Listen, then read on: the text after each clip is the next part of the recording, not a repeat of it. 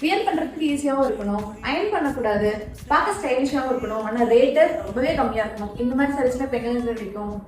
இதோ அதுதான் நாங்க இருக்கோம்ல, ஷிவான் சில்க்ஸ்ல இப்போ உங்களுக்கு semi model silk saris purchase பண்ணீங்க அப்படின்னா உங்களுக்கு சில்க் காட்டன் ப்ளவுஸ் ஃப்ரீயாவே கொடுத்துட்டு இருக்கோம். ஸோ இதுல என்னென்ன சாரீஸ்லாம் இருக்குன்னு பார்த்தலாமா?